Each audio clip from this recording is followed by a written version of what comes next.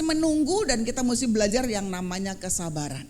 Dan pagi ini kita mau belajar sama-sama tentang satu tokoh yang namanya Abraham, saudara. Abraham adalah orang yang luar biasa, yang menunggu waktunya Allah, dan kita mendapati bahwa dia adalah orang yang mendapat apa yang Tuhan firmankan bagi dia. Dan apa yang Tuhan janjikan bagi Abraham, saya percaya Tuhan juga janjikan buat hidup saudara dan saya. Karena kita adalah keturunan Abraham secara rohani. Karena itulah mungkin kalau ada di antara saudara yang berkata, aduh Tuhan, udah tahun 2023. Saya lagi nunggu nih Tuhan jawab doa saya. Saya lagi nunggu nih pemulihan keluarga saya. Saya lagi nunggu nih buat pasangan hidup saya. Saya lagi nunggu nih buat kesehatan saya.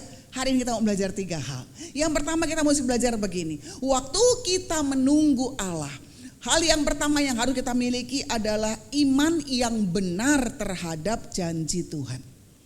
Alkitab katakan di dalam firman Tuhan di dalam ayat 18, sekalipun gak punya dasar buat berharap, Abraham berharap juga.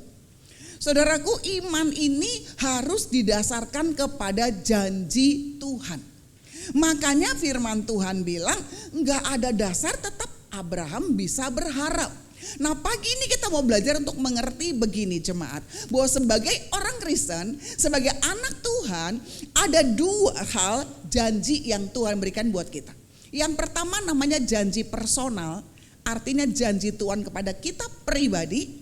Yang kedua namanya janji komunal, artinya janji yang umum yang pasti diterima oleh semua orang yang percaya kepada Tuhan. Contoh janji komunal adalah Allah berjanji kalau kita percaya kepada Yesus, kepada nama Yesus, kita akan diselamatkan. Amin. Ini merupakan janji bagi orang Kristen, bagi anak-anak Tuhan. Sehingga kita hadir pada hari ini kita ngerti keselamatan itu merupakan sebuah kepastian. Janji komunal adalah janji yang berkata kalau kita berdosa, kita datang kepada Tuhan, kita mengaku dosa kita, Alkitab katakan maka Allah adalah setia dan adil. Itulah janji yang kita terima. Sehingga kita tahu kalau kita berdosa, datang kepada Tuhan, ada satu jaminan kita pasti diampuni, tidak mudah-mudahan diampuni. Janji komunal adalah janji waktu Tuhan berkata begini, jangan kamu khawatir akan hari esok. Kesusahan sehari cukup untuk sehari. Janji bahwa Allah pelihara. Itu merupakan janji yang Tuhan berikan bagi semua orang yang percaya kepadanya. Dan kita sudah alami sepanjang masa pandemi sampai hari ini. Walaupun keadaan sekarang tanda kutip baru menuju kepada normal. Saudaraku, kita rasakan bagaimana Allah pelihara luar biasa. Betul ya, kita bilang rasanya kalau flashback kemarin 2 tahun yang lalu, 3 tahun yang lalu, gak kepikir tuh kok bisa lewat ya. Padahal semua tutup. Gereja tutup, perusahaan tutup, semuanya tutup. Dan kita mulai bingung terus mesti gimana. Ya, karyawan kerja gaji dipotong, saudara, betul apa enggak? Tapi toh ternyata sampai hari ini bisa lewat. Itu adalah janji komunal, janji bahwa dia pelihara kita. Dan sampai hari ini dia pelihara kita. Janji apa lagi? Janji bahwa dia adalah Allah yang menyertai hidup kita. Makanya kita ngerti waktu firman Tuhan berkata, jangan takut, aku menyertaimu. Jangan bimbang karena aku ini Allahmu. Kita ngerti ada janji yang Tuhan berikan buat kita. Kemanapun kita melangkah, kita tahu kita gak pernah sendirian. Amin. Kemarin saya pelayanan di satu gereja kebaktian wanita. Waktu selesai kebaktian wanita, ada satu ibu nyamperin saya, udah tua loh, oma-oma, dia bilang begini, dia nangis, dia bilang iya janji Tuhan itu ya dan amin. Dia tinggal sendirian saudara, anaknya ada, mantu ada, cucu ada, tapi udah tua gak ada yang nengokin. Cuman tinggal sendirian, anak gak pernah nelpon, gak pernah nanya emak kabarnya apa. Anak juga gak pernah ngirim duit, ngirim apa-apa, gak pernah. Sehingga benar-benar sendirian. Waktu keluar saya bilang ada ya anak kayak begitu. Digedein, bener ya orang tua ya, kita anak kecil ya, kita apa aja kita lakukan buat anak, betul apa enggak? Setelah tua kita anak-anak udah menikah, bersyukur anak-anak ingat kita. Tapi ada banyak kejadian yang kita lihat, anak-anak lupa sama kita, betul apa enggak? Sehingga waktu masa tua, kita sendirian. Nggak punya apa-apa, nggak punya siapa-siapa. Tapi kita bersyukur. Ada janji Tuhan yang berkata, aku menyertai kamu senantiasa. Aku pelihara sampai masa tuamu, sampai putih rambutmu. Itu janji komunal, janji yang umum yang diterima oleh anak-anak Tuhan. Tetapi ada janji yang namanya janji personal. Janji yang diberikan kepada Tuhan pribadi lepas pribadi. Janji yang diberikan Allah kepada Abraham. Pada waktu Abraham masih tinggal di Ur Kasdim, Allah panggil Abraham di dalam Kejadian 11 dikatakan, Kejadian 12 ayat yang kedua, kata Allah begini, keluar dari tanahmu, keluar dari negerimu, aku akan memberkati engkau akan menjadi bangsa yang besar. Waktu itu Abraham udah umur 75 tahun, belum punya anak. Tapi Tuhan udah kasih janji sama Abraham, aku akan memberkatimu, aku akan memberkati keturunanmu. Itu janji personal. Dan janji buat Abraham, itu buat Abraham pribadi. Sehingga kita nggak bisa gini, Tuhan kan ngomong sama Abraham, ngomong sama saya juga. Enggak, betul nggak saudara ya? Janji secara pribadi. Tuhan juga janji kepada Yusuf. Waktu Yusuf masih remaja, Tuhan kasih dia 2 kali mimpi. Pertama dia mimpi berkas-berkas gandumnya dia tegak berdiri, sementara 11 berkas tunduk menyembah berkasnya. Yang kedua dia mimpi ada 11 bintang, ada matahari, ada bulan sujud menyembah dia. Betul apa enggak saudara? Ini janji personal yang Yusuf pegang. Dan gak pernah ngerti, 13 tahun kemudian janji itu dikenapi pada waktu Yusuf jadi penguasa kedua atas Mesir. Itu janji personal. Janji personal Allah bagi Daud apa? Janji bahwa keturunannya tidak akan pernah, kerajaan Israel itu tidak akan pernah lepas dari keturunan Daud. Karena itu kita ngerti Yesus adalah keturunan Daud. Betul gak saudara? Ya, itu janji personal yang Allah berikan. Nah saudaraku, iman ini beda dengan perasaan. Perasaan itu timbul dari pikiran dan keinginan. Tetapi iman itu timbul dari janji Tuhan. Karena itulah Alkitab katakan meskipun tidak punya dasar buat berharap, Abraham berharap juga. Yang perlu kita lakukan hari ini adalah sudah belum kita memiliki janji personal dari Tuhan. Janji yang bukan ikut-ikutan. Tuhan bilang sama Yosua gini, Yosua, aku akan memberikan tanah ini kepadamu. Kelilingi tembok Yeriko. 1 hari 1 kali. Hari ke-7, 7 kali. Itu janji personal buat bangsa Israel. Tapi orang Kristen sekarang main iman-imanin, betul apa enggak? Nih, ada mobil bagus kelilingin 7 kali, ntar mau jadi milik kita, tumpang tangan. Itu kata siapa? Betul apa kagak? Terus pada waktu enggak jadi kenyataan, kecewa, betul? Saya pernah pelayanan saudaraku ya, waktu itu saya belum gabung di Sungai Yordan, saya masuk dalam satu persekutuan doa pelayanan di sana. Nah gembalanya satu hari bilang begini, ini ada gereja, ada gedung di daerah Selipi, itu baru dibangun. Pokoknya ya jemaat, dia bilang sama kita semua, setiap kali lewat daerah itu arahkan tanganmu ke gedung itu dan katakan dalam nama Yesus itu milik kita. Itu udah sampai saya udah keluar, kagak pernah jadi milik kita tuh saudara, ya kan ya. Kenapa? Karena itu bukan janji personal, betul saudaraku? Jadi kita mesti bedain, jangan iman-imanin doang, nanti kita kecewa. Maka itulah bagaimana caranya untuk memiliki iman kepada Tuhan, sederhana, bangun hubungan sama Allah. Punya waktu doa sama Tuhan. Waktu kita baca Alkitab, waktu kita berdoa, rema itu akan muncul. Makanya Roma 10 ayat 17 berkata, iman itu adalah timbul dari mana? Pendengaran. Pendengaran akan apa? Firman Tuhan. Tiap orang beda-beda. Amin. Kita dengarnya sama, tapi tiap orang dapatnya beda-beda. Betul apa enggak? Satu kali saya baca Alkitab, saya baca kitab tuh urutan. Kejadian terus sampai Wahyu. Hari itu pas sampai di kitab Mazmur. Waktu saya baca kitab Mazmur itu ada ayat yang berkata begini. Dan sekarang aku berdiri di depan tembok-tembokmu hai Yerusalem.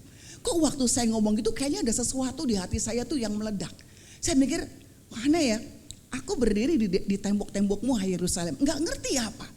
Gak sampai 2 hari saya diteleponin orang. Dia bilang begini, Bu, maaf ya Bu, saya mau tanya, Ibu pernah ke Israel gak? Oh belum Pak, kenapa? Maaf Bu, Ibu mau gak ke Israel? Katanya gitu. Saya pikir itu dari tur saudara ya gak ya? Jadi buat basa-basi saya bilang, oh iya Pak, mau sih sebetulnya Pak. Nah Bu, ini ada program Bu. Ada yang Israel doang, ada Israel sampai Mesir. Saya sih usulnya Ibu ambil yang Israel sampai Mesir. Oh iya ya Pak. Iya Bu, ini yang ini 13 hari, yang itu cuma 8 hari. Kan namanya tur, betul nggak ya ibu-ibu ya, bapak-bapak ya. Jadi saya cuma bilang gini, oh iya Pak, terus gimana?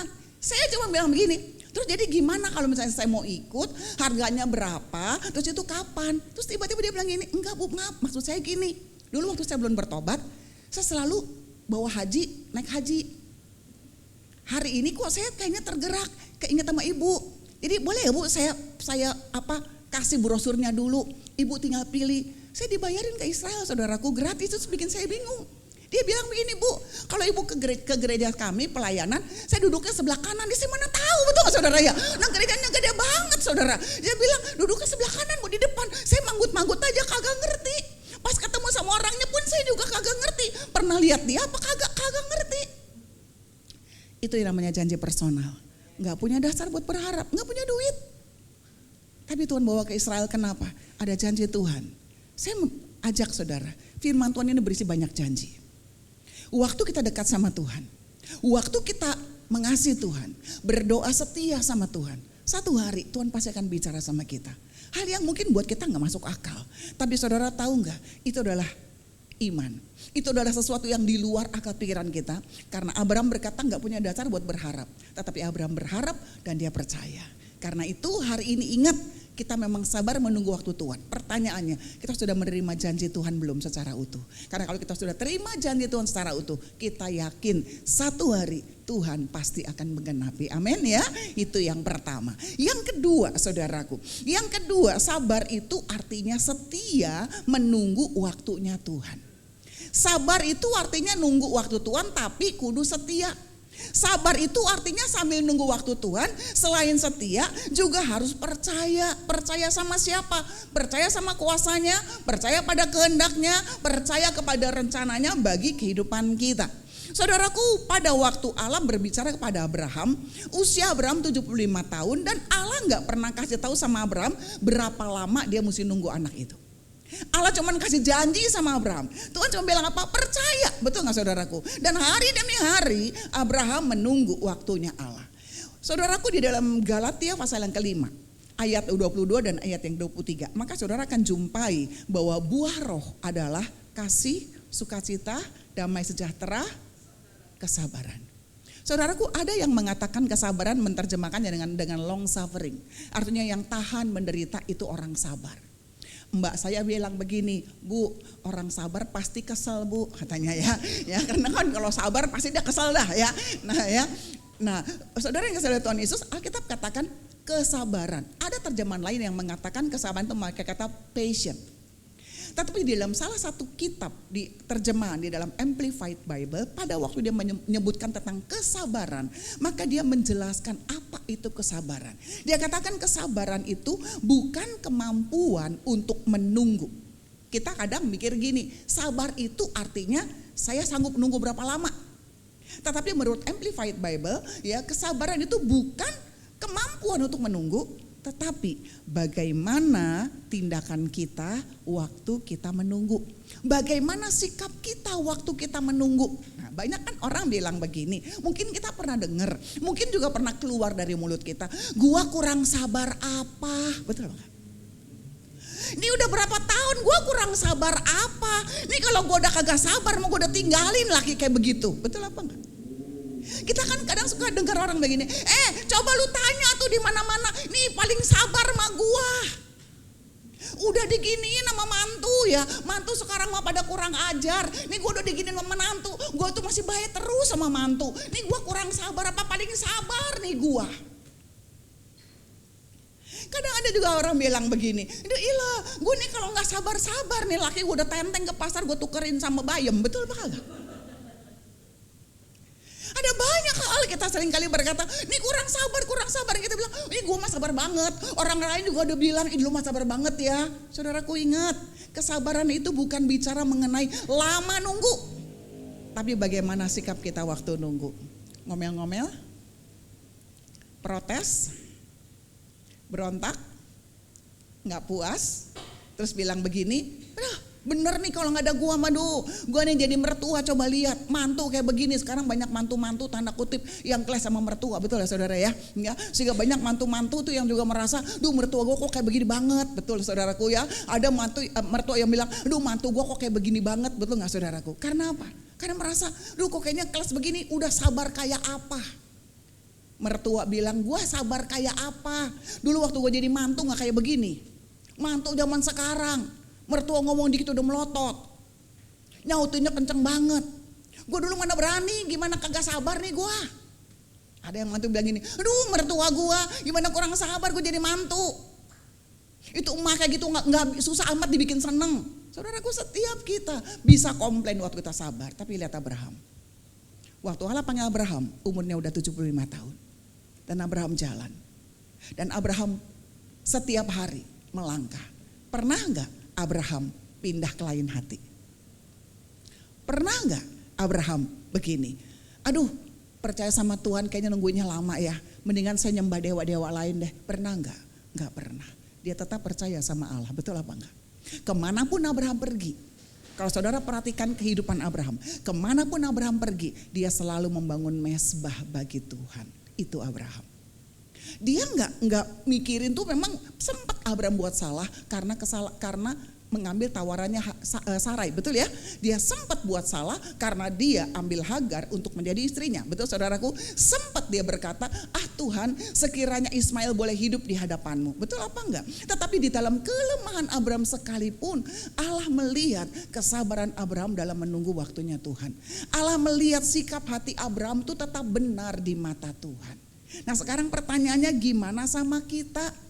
Pengkhotbah 3 ayat 11 berkata begini, Dia Allah menjadikan segala sesuatu indah pada waktunya. Waktunya siapa? Di situ waktunya tuh hanya kecil, bukan waktunya Allah, tetapi waktunya yang Allah siapkan buat kita. Artinya begini, saudaraku, Tuhan itu punya timetable buat setiap kita. Tuhan punya waktu buat jawab doa kita. Nah, waktu Tuhan buat saya dengan waktu Tuhan buat saudara itu beda. Kasus kelihatannya sama. Lagi nunggu ini laki gua udah tua masih doyan peyempuan, betul apa kagak ya? Lama amat ya bertobatnya. Sama kasusnya. Yang ini tiba-tiba Tuhan jawab. Tiba-tiba suaminya pulang, langsung tiba-tiba nggak ngerti gimana, langsung minta maaf sama istrinya, langsung berubah baik. Sementara yang ini, makin parah. Terus kita bilang begini, kok begitu ya Tuhan? Saya kurang apa? Saya kurang doa? Saya kurang apa? Kurang layanin suami? Saya kurang apa? Saya kurang beriman? Saya kurang apa? Saudaraku, kita berdoa, kita bilang, Tuhan, ini ada penyakit dalam tubuh saya. Tuhan sembuhin dong. Kita punya teman, sakitnya sama. Kok dia cepat amat ya? Kayaknya dia baru datang doa sebentar langsung sembuh. Saya ini gak sembuh-sembuh udah 3 tahun, udah 4 tahun, udah 5 tahun. Dan kadang di dalam perasaan kita bilang, Tuhan ini sebetulnya yang gak jawab dosa itu kenapa sih? Saya ada dosa ya? Saya kurang setia ya? Saya kurang mengucap syukur ya? Enggak. Saudara tahu? Pada waktu Tuhan belum jawab doa, bukan kita kurang beriman. Bukan juga karena kita kurang berdoa. Bukan juga karena kita kurang setia. Bukan juga karena kita kurang mengucap syukur. Tapi saudaraku, ingat Tuhan selalu jawab doa menurut waktu yang pas bagi kita. Dia paling tahu kita. Tuhan bisa gak jawab doa sekarang? Bisa. Tapi kenapa sampai berapa tahun Tuhan gak jawab? Karena Tuhan lebih suka lihat karakter kita daripada langsung dia jawab, karakter kita gak terbentuk. Betul apa enggak? Saudaraku, dari sebelum pandemi saya berdoa bersama dengan kakak ipar saya. Ya, karena kakak ipar saya sempat salah langkah dalam bisnis. Punya utang banyak saudaraku. Minjem uang di bank mulai pertama buat usaha. Saudara punya pemikiran, ini gak sampai setahun, paling berapa bulan bisa dikembalikan. Tapi siapa yang mengerti apa yang terjadi di depan, betul apa enggak? Yang kita rencanakan A bisa terjadi C, betul saudara ya. Sehingga yang terjadinya itu enggak sesuai dengan apa yang dia rancangkan. Akibatnya uang yang harusnya dikembalikan itu dia nggak bisa kembalikan sehingga utang bank. Karena utang bank dikejar sama bunganya bank, dia minjem ke sini, minjem ke sono. Jadi utang yang tadinya cuma berapa ratus juta itu jadi 1 M lebih. Saudaraku, dan stresnya luar biasa. Kurang doa, kita udah doa. Kurang bersyukur, kita udah bersyukur. Saya udah ajakin saya bilang ayo kita doa, ayo kita percaya, ayo kita berharap. Dia udah dapat janji Tuhan. Satu kali dia pergi ke gereja orang lain di daerah Pik sana. Diajak sama temennya. Itu pendeta gak kenal dia, saudaraku. Dia lagi punya masalah berat banget memang itu tentang utangnya. Ini lagi mikir aduh Tuhan gimana, stres banget setiap hari diteleponin orang, suruh bayar, itu paling stres banget, betul ya saudara ya. Dia datang ke sana, dia kebaktian. Firman Tuhan dia dengar ya, dia rasa terhibur. Waktu pulang saudara salaman sama gembala, kayak di sini kita salaman, tiba-tiba gembala itu waktu salaman pegang tangan dia, terus bilang begini, Bu jangan takut ya, percaya aja. Saudaraku waktu pulang tuh dia ngalamin sesuatu yang luar biasa, dia merasa ini seperti ada janji Tuhan yang luar biasa buat dia. Tapi doanya belum dijawab juga. Lewat saudaraku setahun, lewat 2 tahun, doanya belum dijawab juga dan kita doa. Saudaraku kita kadang gak ngerti, tiap kali kalau tiap bulan baru saya bilang Tuhan terima kasih, ada berkat, ada mujizat. Tapi ternyata lewat, gak ada apa-apa. Dia ulang tahun, saya bilang Tuhan biarin jadi hadiah ulang tahun buat dia. Ada banyak orang datang, ada banyak orang lihat tanah. Tapi ada aja alasannya kagak jadi saudaraku. Yang jalannya sempit lah, yang inilah. Pokoknya pada dibilang ini bagus ya, tapi gak bisa masuk truk. Ini bagus ya, tapi ada aja yang lihat banyak. Saya cuma bilang sama dia, kita doa. Tetap bersyukur, berdoa. Memang benar ngomong gampang, praktek susah, betul apa enggak? Tapi ini yang namanya sabar. Tuhan mau lihat sikap hati kita gimana. Masih bisa gak kita ngucap syukur? Masih bisa gak kita tetap percaya? Dan tahun ini secara tiba-tiba Tuhan jawab doa. Tiba-tiba ada orang datang ke sana, lihat gak pakai macam-macam, langsung bayar DP saudaraku. Langsung kasih uang muka 20 juta, harganya itu langsung deal. Kasih harga 20 juta, baru datang hari ini kasih harga, besok ada yang telepon lagi. Terus bilang begini, anak saya pengen ambil, udah terlambat, ini udah ngasih DP duluan. Kita gak ngerti, rasanya begitu Tuhan jawab doa, itu kayaknya banyak banget malah yang mau itu tanah. Padahal itu tanah udah laku. Sehingga kemarin itu tepat sebulan yang lalu lah. Semuanya sudah beres, hutangnya sudah beres. Dan saya cuma bilang sama Tuhan, benar Tuhan. Tuhan itu luar biasa. Sabar artinya nunggu waktunya. Waktu apa? Waktu sampai karakter kita siap. Waktu sampai bentukan Tuhan siap. Jadi ingat bukan karena kita kurang berdoa. Bukan karena kita kurang bersyukur. Tapi Tuhan mau kita percaya terus sama Tuhan. Percaya akan kehendaknya, percaya akan waktunya, percaya bahwa Dia adalah Allah yang setia. Jadi kalau pagi ini ada di antara saudara yang doanya belum dijawab, saudaraku ingat, sabar bukan cuma bicara mengenai nunggu doang, tapi bagaimana tentang sikap hati kita waktu kita menunggu. Tetap ngucap syukur enggak? Tetap setia enggak? Tetap percaya enggak? Walaupun susah, tapi lakukan. Dan percayalah Dia membuat indah pada waktunya. Amin. Dan yang terakhir yang ketiga. Saudaraku, sabar adalah percaya akan kasih setia Allah. Ini yang paling penting. Saudaraku, sekarang coba kita lihat begini. Saudara, siapa Abraham? Alkitab tidak menjelaskan sesuatu pun tentang Abraham sebelum Abraham dipanggil. Betul apa enggak? Pada waktu Allah memanggil Nuh, Allah berkata begini, Nuh adalah seorang yang benar di zamannya. Betul apa enggak saudara ya? Dan Nuh seorang yang takut akan Allah. Ada intro keterangan tentang Nuh. Pada waktu Allah memilih Daud menjadi raja, Allah bilang sama Samuel, aku sudah memilih seorang yang berkenan di hatiku. Betul apa enggak ya? Ada intronya. Tapi pada waktu Allah memilih Abraham, Alkitab tidak menjelaskan apa-apa. Allah hanya berkata, maka satu kali Allah berbicara kepada Abraham, ia tinggal di tanah Ur, dan Allah berkata, pergi dari tanahmu, pergi dari kaum keluargamu, aku akan memberkati engkau. Berarti waktu Allah memilih Abraham, Dia cuma pilih berdasarkan apa? Berdasarkan kemahakasihannya dia. Sekarang kita lihat hidup kita. Saudara, kalau dibanding dengan ratusan juta orang yang ada di Indonesia, kita siapa? Betul apa enggak? Hidup kita enggak lebih baik daripada mereka. Betul saudaraku? Ada banyak orang yang hidupnya lebih baik daripada kita. Betul apa enggak? Kok dibilangin, kamu rohani, enggak rohani amat, betul enggak saudara? Ya kan ya, kita juga masih banyak salahnya, betul ya. Kadang-kadang kita juga masih ngerasa, baca Alkitab kok kayaknya ngantuk ya. Kayaknya mesti berdoa, kayaknya doa lagi, kayaknya males nih doa. Kita masih bisa rasa seperti itu, betul enggak saudaraku? Tapi kenapa Tuhan pilih kita? Saudaraku, Alkitab ini adalah surat cintanya Allah. Di dalam kitab Efesus pasal yang pertama, ayat 3 sampai dengan ayat yang ke-8. Efesus 1 ayat 3 sampai dengan ayat yang ke-8. Firman Tuhan katakan begini. Kita baca sama-sama, saya baca ayat 3, saudara ayat 4, gantian sampai ayat yang ke-8. Terpujilah Allah dan Bapa Tuhan kita Yesus Kristus, yang dalam Kristus telah mengaruniakan kepada kita segala berkat rohani di dalam surga.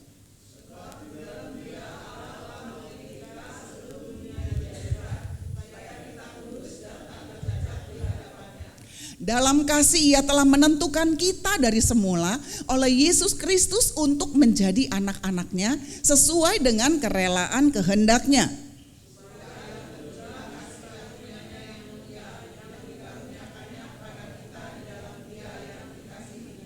Sebab di dalam Dia dan oleh darah-Nya kita beroleh penebusan, yaitu pengampunan dosa menurut kekayaan kasih karunia-Nya yang dilimpahkannya kepada kita dalam segala hikmat dan pengertian. Firman Tuhan bilang apa? Sebab di dalam kasih-Nya Dia telah menentukan kita kapan?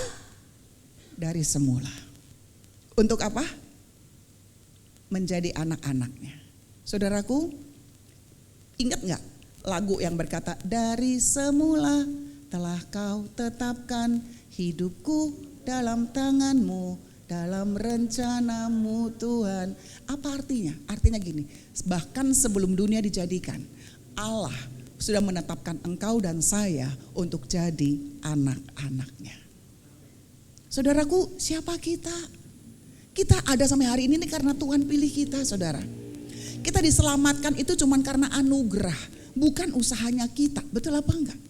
Kita gak bisa berbuat apa-apa supaya kita diselamatkan. Gak bisa, semua hanya karena kasih-Nya Tuhan.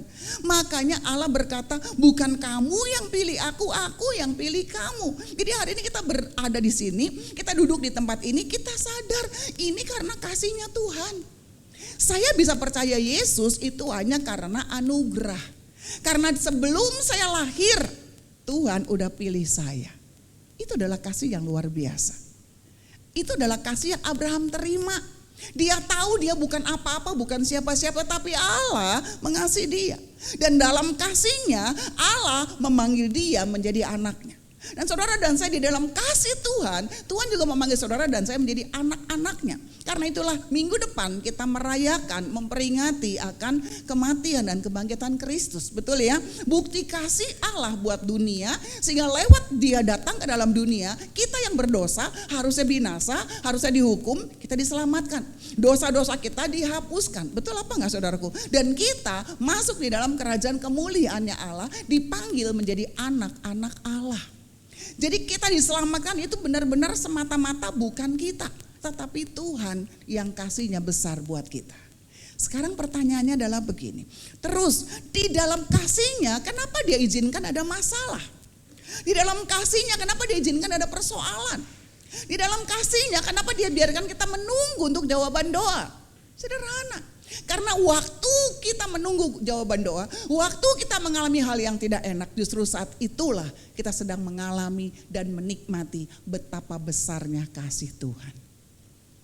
Di Sungai Yordan ada satu bapak yang kena kanker usus. Saudaraku, dia berkata begini sama saya, apa bisa saya tahan? Karena umurnya udah 71 tahun, kemudian dia deteksi kena kanker usus. Dia rasanya cuma sakit perut, bolak-balik sakit perut, dia pikir itu cuma sakit perut biasa. Dia bilang saya berdoa supaya sakit perut saya gak kenapa-napa, ternyata kanker. Dia berdoa supaya sembuh, ternyata ususnya mesti dipotong. Dia berdoa supaya semuanya jalan dengan baik, ternyata dia harus kemo. Dia berdoa supaya Tuhan kemo sebentar aja, ternyata harus 12 kali. Dia bilang, Tuhan tolong supaya jangan sakit, ternyata sakitnya luar biasa. Kemudian saudaraku, dia bilang begini satu hari, di kemonya, sekarang dia udah kemo yang ke-11, dia bilang begini, sekali ini betul-betul sangat berat menjaga iman, kata kayak manggilnya Opa ya, sangat berat untuk menjaga iman. Tetapi ini yang saya dapat, di tengah penderitaannya, di tengah kesulitannya akibat kemoterapi, dia berkata, ini yang saya dapat, kekuatan kita menghadapi persoalan, menghadapi pencobaan, datang dari, bukan dari iman kita, tetapi dari kasih Tuhan yang bekerja di dalam diri kita, dia bilang. Dia sadar ngalamin kemoterapi berulang kali, dampaknya yang luar biasa. Itu iman bisa lemah, iman bisa goyah. Jadi dia bilang kalau saya bisa kuat, itu bukan karena iman saya, tetapi karena kasihnya yang besar dalam hidup saya. Karena iman, karena kasih itulah iman saya dikuatkan. Dan karena kasih itulah iman saya bertumbuh di dalam pencobaan. Jadi pagi ini Tuhan bicara hal yang sama bagi kita, saudaraku. Karena kita gak ngerti kenapa ini terjadi. Tapi saudara ingat, dia sedang mengajar kita untuk percaya. Dia sedang membawa kita untuk bertumbuh di dalam kasih-Nya. Dia sedang menguatkan akar iman kita. Bukan dia gak sanggup jawab doa kita sekarang. Tapi waktu dia izinkan kita tetap menunggu. Di dalam penderitaan, dalam air mata, dalam kesukaran.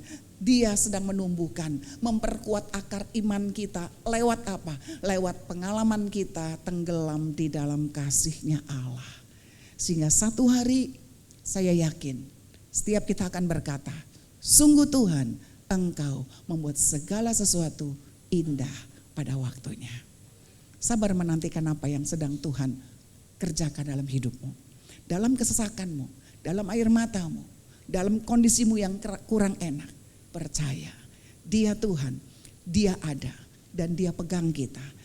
Betul dia gak segera jawab doa kita, tapi dia punya tujuan supaya kasih-Nya yang besar membawa kita dalam pengenalan yang lebih erat dengan dia. Kasih-Nya yang besar membawa kita dalam pergumulan iman yang lebih tetap di dalam dia. Makin kuat iman kita, makin kuat kasih kita.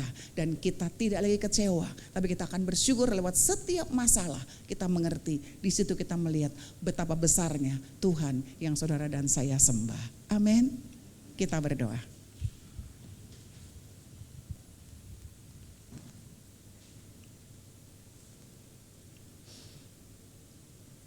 Kadang kita menghitung berapa tahun sudah berlalu dan janji Tuhan belum kunjung tiba.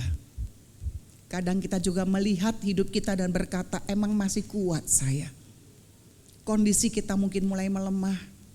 Iman kita, semangat kita mungkin gak sekuat dulu lagi. Karena begitu banyak hal yang terjadi dalam diri kita. Membuat rasa-rasanya kita udah gak sanggup melangkah. Tapi hari ini kita dengar firman Tuhan. Apa yang kita alami itu mungkin juga yang Abraham alami. Dia lalui bersama dengan Allah. Yang ada dalam hidupnya adalah walaupun dia gak punya dasar buat berharap, Abraham tetap percaya. Dan ini yang harus saudara dan saya miliki. Dasar buat berharap mungkin gak ada. Kita lihat kondisi kita, kita ngeliat sekeliling kita, rasanya gak punya dasar lagi buat berharap. Tetapi kita mau belajar. Walaupun gak punya dasar, tetap percaya. Percaya bahwa dia adalah Allah yang pasti menepati janji. Dalam waktu menunggu, kita belajar untuk tetap setia. Tidak bersungut-sungut, tidak berontak. Karena Tuhan ingin melihat sikap hati kita. Dan kita ngerti hari ini. Bukan karena kita kurang berdoa. Bukan karena kita kurang setia. Tetapi karena Tuhan masih punya waktu buat setiap kita masing-masing. Dan lewat setiap masalah kita akan mengerti bukan iman kita yang buat kita kuat. Ternyata kasih Tuhan yang membuat iman kita jadi kuat. Pemeliharaan Tuhan yang memampukan kepada kita. Sampai satu hari kita akan berkata, aku tahu Tuhan, Engkau buat semua indah pada waktunya. Meteraikan firman yang kami dengar pada pagi ini. Supaya di dalam masa prapaskah kami boleh tetap mengingat akan kasih setia Tuhan. Bahwa Engkau yang sudah datang ke dalam dunia untuk mati buat kami. Engkau yang sudah datang ke dalam dunia berkorban bagi hidup kami. Tidak mungkin Engkau tidak menyediakan yang terbaik buat kami. Karena itu Tuhan, tenggelamkan kami di dalam kasih-Mu. Sehingga di saat-saat masa penantian, daripada kami putus asa, biar hati kami terus bersorak. Hati kami terus naik kepada Tuhan di dalam pengharapan kami. Karena kami percaya Tuhan gak pernah terlambat menjawab doa. Karena kami yakin segala sesuatu waktu Tuhan kerjakan, Tuhan sedang melakukan sesuatu yang indah lewat iman kami, lewat kasih Tuhan di dalam hidup kami. Terima kasih Tuhan, berkat-Mu turun untuk setiap anak-anak-Mu dalam masa-masa penantian. Ajar kami untuk tetap percaya, tetap bersabar, dan tetap setia. Dalam nama Tuhan Yesus kami berdoa, haleluya, amin. Tuhan berkati saudara.